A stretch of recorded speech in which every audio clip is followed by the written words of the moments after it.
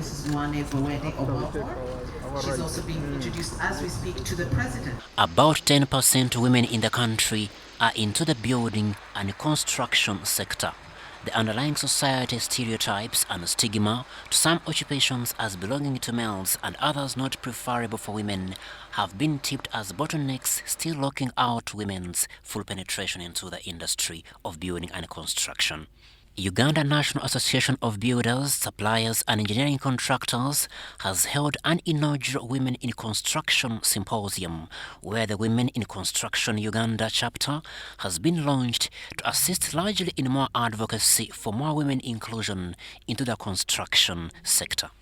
The First Lady of Uganda, Janet Kataha Museveni, in attendance as the chief guest, hailed the remarkable contributions the women in construction sector have played over the years in assisting in the completion of educational infrastructure projects timely. Now, when I joined the education sector nearly 9 years ago, among the first groups of stakeholders that I interfaced with were those handling the projects we were working on at the time. These projects were facing various challenges and delays.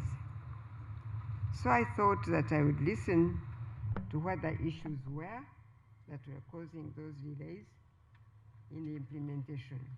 As we went along to find solutions to some of these pressing challenges in those projects, I identified some competent and committed young ladies to come and work alongside the technical people in those projects.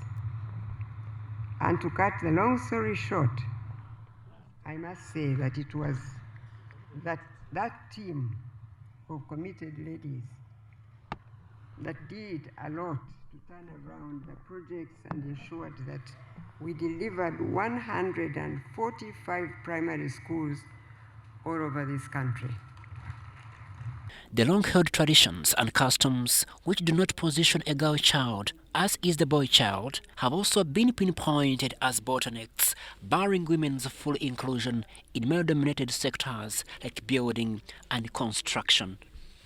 At a family level, the long-held traditions and customs that do not place as much value on educating the girl child as is the boy child need to be addressed through multi-pronged approaches that not only bring about mindset change in the older generations, but raise a new generation of parents that think differently about educating all children equally. The first female president of Uganda National Association of Builders, Suppliers and Engineering Contractors, Kiara Nguranga, says the glaring gender inequality gap in the building and construction sector is true. The platform launched will be vital in handling issues women face in the construction sector, investigate objectively why women numbers in the sector have been largely low over the years, engage with the relevant actors to push up this number. Women contractors, engineers, and site professionals face systemic bias, limited access to networks, and unsafe working conditions.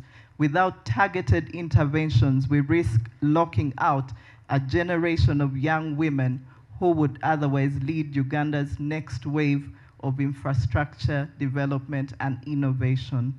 Many times we have been invited to Parliament, to the Ministry of Finance, to be able to lobby and to understand why our members have to cry so long before they are paid, to understand why they are prioritizing other sectors to be paid and not the contractor. However, also to note, challenges like delayed payment of contractors by government after completion of works, low prioritization of local contractors, weak regulation where substandard building materials continue to flood the market have been pointed on as challenges still eating up the construction sector. We want to see specific policy coming in to define what work is ring-fenced for the local contractor.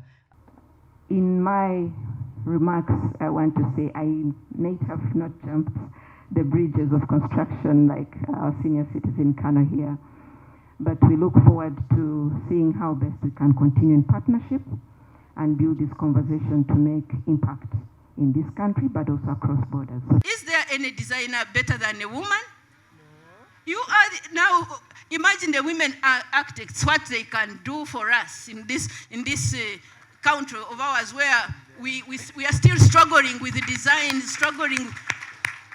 You are going to make Uganda better. Thank you for choosing to come together and to say, yes, it's time for us, for you to level the ground, to escalate and perform much, much better.